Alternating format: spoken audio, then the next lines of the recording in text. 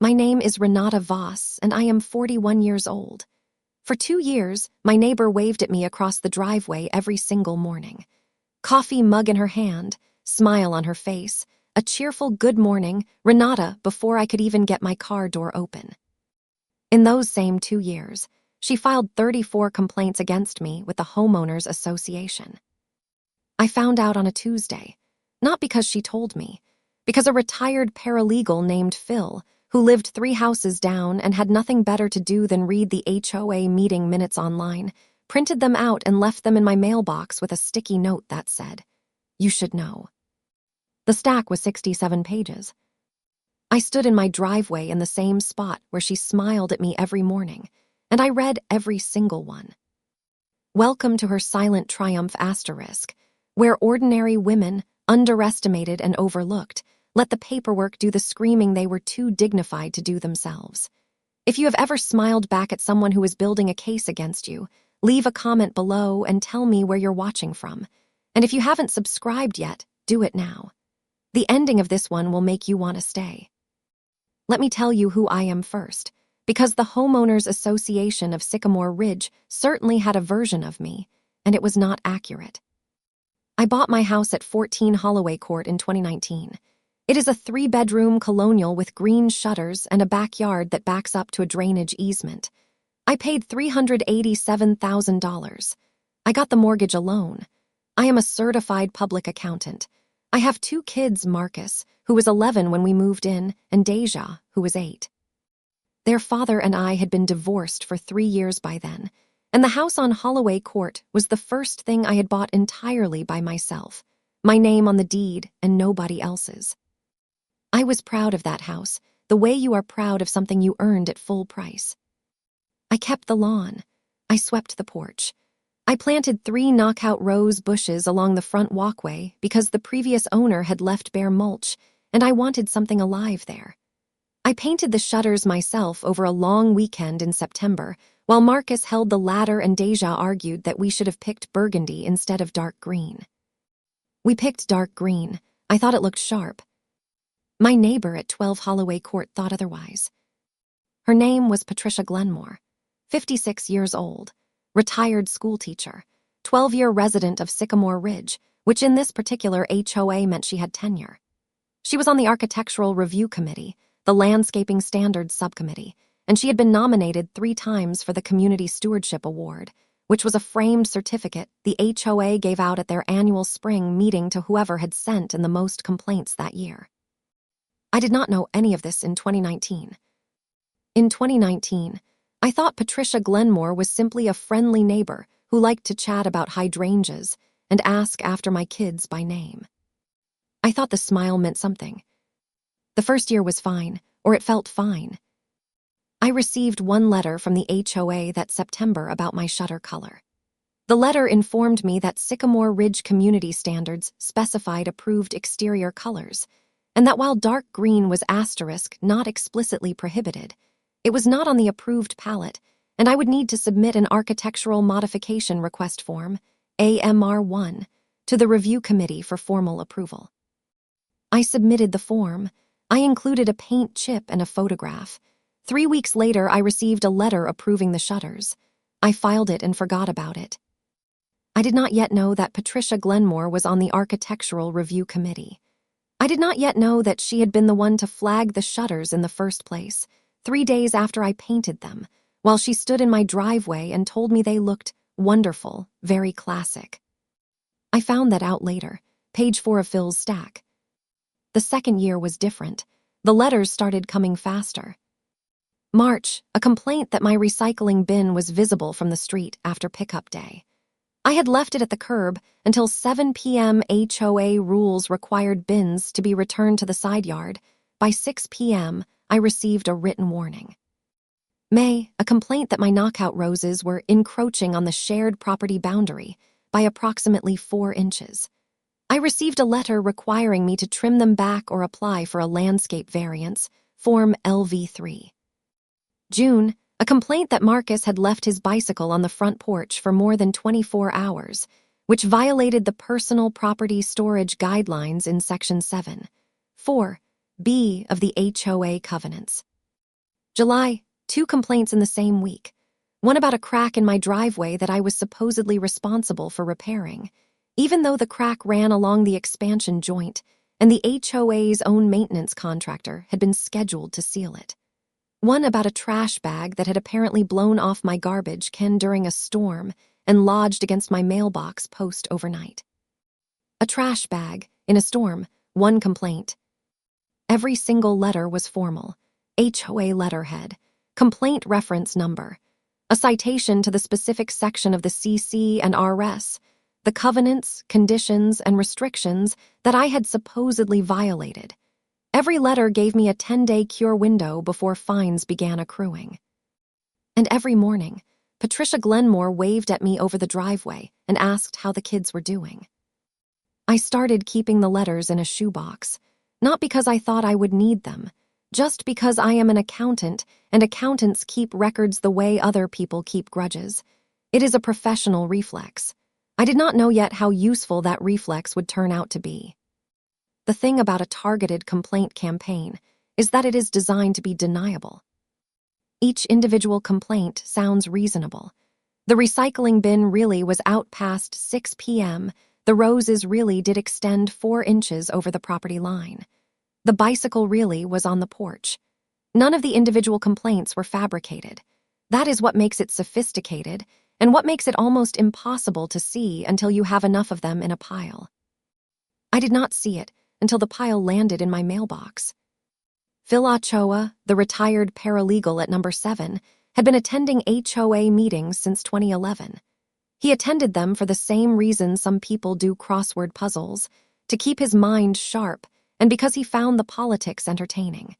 He had been watching Patricia Glenmore's complaint volume for years. He recognized the pattern. He had seen her do it before, to the family who had installed a basketball hoop in 2016, and to the young couple who had adopted 2 dogs in 2018. Both of them had eventually sold and moved. When he saw my name appearing in the meeting minutes with increasing frequency, he printed the relevant pages and left them in my mailbox. The sticky note said, "You should know." He signed it with his address, not his name. I knocked on his door that same evening. He was a small man, 70s, wire-rimmed glasses, a cardigan with a coffee stain on the left cuff that he had clearly given up fighting. He opened the door, looked at the stack in my hand, and said, "You read them already." All 67 pages. He nodded. "Come in." We sat at his kitchen table. He had already pulled out his own copy, annotated in red pen. He walked me through the timeline the way a careful man walks someone through evidence, chronologically, cross-referenced. The first complaint Patricia filed against me was dated September 14th, 2019. I had moved in on September 1st. She filed it 13 days after I arrived. It was about the shutters. The shutters I had not yet painted. I stared at the complaint form. She had preemptively filed about a shutter color I was planning to paint, based on what she'd seen when I came home from the hardware store with paint cans. The complaint was filed before I picked up a brush. Phil watched me read it. "She scouts," he said simply. Over 2 years, 34 complaints. 22 of them had resulted in formal warning letters. 6 had generated fines, totaling $1,340. I had paid all 6 fines because the letters were official, and I had not understood what I was looking at. 3 of the complaints had been partially or wholly inaccurate. The crack in the driveway was the HOA's maintenance responsibility, not mine. I had found that in the original CC and RS. The bicycle complaint cited a provision that had actually been amended in 2020 to apply only to motorized vehicles. The encroachment complaint about the roses had used incorrect measurements. Patricia had apparently estimated the 4-inch encroachment herself and submitted it without a survey. I sat at Phil's kitchen table for 2 hours. When I left, I had a list. Here is the thing I knew from 22 years of doing other people's accounting. Numbers do not lie, but they can be arranged to tell a particular story. What I needed was to arrange mine correctly. I was not going to yell. I was not going to go to Patricia's door. I was not going to post in the neighborhood Facebook group, which was a place where people said things they could never unsay, and then had to see each other at the community pool. I was going to do what I always do when a client's books do not add up. I was going to audit. The first thing I did was read the Sycamore Ridge HOA's governing documents in their entirety. All 94 pages of the CC and RS, the 23-page bylaws, and the 31-page Rules and Regulations handbook that had been last updated in 2021. I read them with the same attention I give a corporate tax return. Highlighted, tabbed, indexed. What I found was this: the HOA had a formal complaint dispute process. Any homeowner who received a violation notice had the right to request a hearing before the full HOA board within 21 days. At that hearing, the homeowner could present evidence challenging the complaint. The board was required to maintain a record of all complaints filed, by whom, and the disposition of each. That last part was important. The board was required to maintain a record of who filed each complaint. Those records were member accessible under the community's own transparency provision. I submitted a formal records request on a Thursday morning. I asked for the complete complaint history for my property address, including the name of the complainant for each filing. Under the governing documents, the HOA had 10 business days to respond. They responded in 7, presumably because their property manager, a methodical woman named Diane Fuentes, understood what was being asked and saw no reason to delay it. The document she sent me was 9 pages. Every complaint, every date, and next to each one, a field labeled Reporting Party. Patricia Glenmore, Patricia Glenmore, Patricia Glenmore. 32 of the 34 complaints. The other 2 had been filed by the HOA's own compliance contractor during a routine drive-through inspection. Both of those were legitimate. The 32 from Patricia Glenmore formed a shape I now recognized clearly. They were clustered around 2 periods: the weeks after I made any visible change to my property, and the weeks immediately preceding the HOA's annual spring meeting, at which the Community Stewardship Award was voted on. She had filed 6 complaints in the 2 weeks before the 2020 spring meeting. She had filed 8 in the 2 weeks before the 2021 meeting. She had won the Stewardship Award both years. I wrote all of this down on a legal pad in 2 columns, what the documents showed and what the documents meant. I did this for 3 evenings at my kitchen table while Marcus did homework and Deja watched television in the next room with the volume low. Then I called an attorney. Her name was Sandra Aucaffer. She specialized in community association law and had an office above a dry cleaner on Pemberton Avenue. A friend from my firm had used her for a condo dispute 2 years earlier and said she had the manner of someone who had seen every version of this particular human behavior and found none of it surprising. I laid my documents on her conference table the way I lay a client's financials in front of a review board, organized, chronological, indexed. She read for 12 minutes without speaking. "You have a harassment pattern," she said finally. 32 complaints from one neighbor in 2 years, including at least 3 that were factually incorrect and 1 that was filed before the alleged violation occurred. That last one is particularly useful. The preemptive shutter complaint, filed before I had touched a paintbrush. "What do I have?" I asked.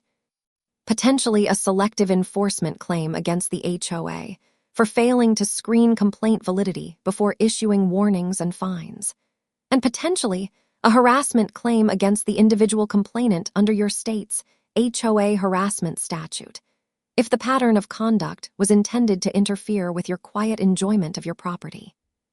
Was it? Sandra looked at me over her reading glasses. She filed a complaint because she saw you come home with paint cans. She said nothing else. She did not need to. Sandra sent a letter to the HOA board within the week. It was 4 pages. It laid out the complaint timeline, the factual inaccuracies in 3 of the filings, the preemptive complaint, the correlation between complaint volume and the Stewardship Award schedule, and the $1,340 in fines I had paid on complaints that were now in dispute. It requested a formal hearing before the full board, the return of the $1,340, and a review of the HOA's complaint verification procedures. It was not a lawsuit. It was a letter that made very clear a lawsuit was the next sentence in the paragraph. The HOA scheduled the hearing for a Tuesday in April, 3 weeks away. I spent those 3 weeks the way I spend the 3 weeks before a client's audit, quietly, methodically, getting every piece of paper in order. The HOA board met in the community room of the Sycamore Ridge Clubhouse, a beige room with folding chairs, a projection screen nobody used, and fluorescent lighting that made everyone look slightly tired. There were 5 board members. The president was a man named Gerald Witt, who had been president for 6 years, and who had the posture of someone who took this particular role more seriously than anything else in his life.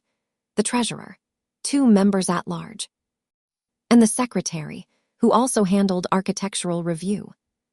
Patricia Glenmore was in the audience. She had not been required to attend. She had come anyway. She was in the 3rd row, wearing a cream-colored blouse and the same pleasant expression she wore every morning in the driveway. She nodded at me when I sat down at the homeowner's table, the small folding table with the microphone, the table where you sit when the board is going to hear you out. Sandra sat beside me. The manila folder sat between us. Gerald Witt cleared his throat. This is a dispute hearing regarding complaint and fine records for 14 Holloway Court. The homeowner has requested a formal review. We've received written materials from Ms. Voss's legal counsel. Before we begin, I want to confirm that all board members have read those materials. He looked down the row. They nodded. Ms. Voss, you may present. I had practiced this, not a speech, not an argument. Sandra had told me what she always tells her clients. You are not there to convince them of anything. You are there to put the documents on the table and let the documents do the work. I stood up. I'm going to walk through 3 things, I said. My voice was level. The same voice I use when I am presenting a client's year-end review. The complaint record, the factual accuracy of specific filings, and the pattern of timing. I placed the first document on the table. The 9-page complaint history Diane Fuentes had sent me, with the reporting party column visible. 34 complaints over 24 months, 32 filed by the same person. I did not say her name. I did not need to. Everyone in the room knew who lived at number 12. I placed the second document, the preemptive shutter complaint, dated September 14, 2019. This complaint was filed 13 days after I moved in. It references my shutter color as a violation. I painted the shutters on September 19th. The complaint was filed 5 days before the shutters existed. I paused. I have the receipt from the hardware store, dated September 18th, if the board would like to see it. Gerald Witt looked at the complaint form. He looked at the date. He looked at it again. I placed the third document, a 2-page timeline I had built myself, cross-referencing complaint filing dates with the Sycamore Ridge Spring meeting schedule and the Stewardship Award nominations. In the 7 days before the 2020 spring meeting, 6 complaints were filed against my property. In the 9 days before the 2021 spring meeting, 8 complaints were filed. The complainant received the Community Stewardship Award at both meetings. I set the timeline down flat on the table. I'm not suggesting the award is the motive. I'm showing the board what the record shows. The room was quiet. In the 3rd row, Patricia Glenmore's pleasant expression had not changed, but her hands, folded in her lap, had tightened. I could see it from the homeowner's table, the knuckles just slightly going pale. Sandra spoke next. She addressed the 3 factually incorrect complaints one by one, with documentation for each. The driveway maintenance responsibility under Section 9. 2A of the CC and RS, the 2020 bylaw amendment exempting non-motorized vehicles from the porch storage provision, and a licensed surveyor's measurement, which I had commissioned for $275, showing that my rose bushes were exactly 1.3 inches over the property line, not 4 inches, and therefore below the threshold requiring a variance under Section 11.4. The fines that had been levied from those 3 complaints, $640. Ms. Voss is requesting return of $1,340 in fines paid under disputed complaints, Sandra said. She is also requesting that the board implement a verification step before issuing formal warning letters. Specifically, that complainant identity be cross-referenced against recent complaint history to identify potential patterns of targeted filing. This is a standard practice in well-managed communities and does not require amending the governing documents. Gerald Witt had stopped writing notes. He was looking at the timeline. One of the members at large, a woman named Carol Breen, who had been on the board for 2 years and who I recognized from the neighborhood pool, said quietly, "The predated complaint, that's the one I keep coming back to." Nobody answered her directly. Gerald said, "The board will need to deliberate." They deliberated for 19 minutes. Sandra and I waited in the hallway outside the community room. Through the door, we could hear the low murmur of voices. At one point, a single voice, Gerald's, I thought, went briefly louder, then came back down. Patricia Glenmore did not come into the hallway. She stayed inside. I do not know what she said during those 19 minutes. I never asked. The board called us back in at 8:47 p.m. Gerald read from a single handwritten page. The board was returning $1,340 in fines in full. The board was removing 3 violation notices from my permanent file. The board was implementing a new complaint review procedure, effective immediately, requiring that any property receiving more than 4 complaints from the same reporting party within a 12-month period would trigger an automatic board-level review before any new warning letters were issued. He read all of this in the same even tone. Then he set the page down. "We also want to acknowledge," he said, "that the complaint dated September 14, 2019, the one referencing shutter color prior to any paint being applied, should not have been processed as filed. That was an administrative failure on our part, and we apologize for it." He looked at me when he said the last sentence. I nodded once, that was all. On the drive home, Sandra said, "You didn't smile." I was trying not to. "Good, smiling looks like gloating. You looked like someone who had the right documents and knew it." She was not wrong. I pulled into my driveway at 9:15 p.m. The house was dark except for the porch light. Marcus had texted at 8:30 to say they had made mac and cheese for dinner and saved me a bowl. I sat in the car for a moment and looked at the green shutters in the porch light. They still looked sharp. I should tell you what happened after. Patricia Glenmore did not move. She is still at number 12. She still waves at me in the morning, though the wave is smaller now, a slight lift of the hand rather than the full coffee mug flourish. I wave back. I do not feel the need to explain myself to her, and I do not feel the need to stop being civil. Civility is not the same as trust. I know the difference now. She was not nominated for the Stewardship Award at the 2022 spring meeting, nor the 2023 meeting. Whether that is because she stopped filing complaints or because the board's new review procedure caught them before they moved forward, I genuinely do not know. I stopped tracking it. The $1,340 arrived as a check in the mail 6 weeks after the hearing.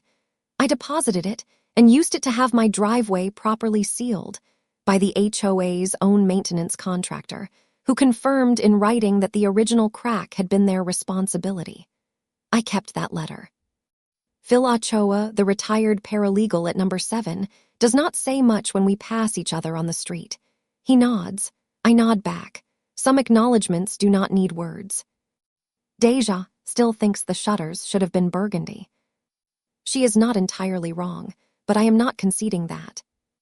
Here is what I learned at 14 Holloway Court, in 67 pages of HOA meeting minutes, and 2 years of waving back at a woman who was building a case against me.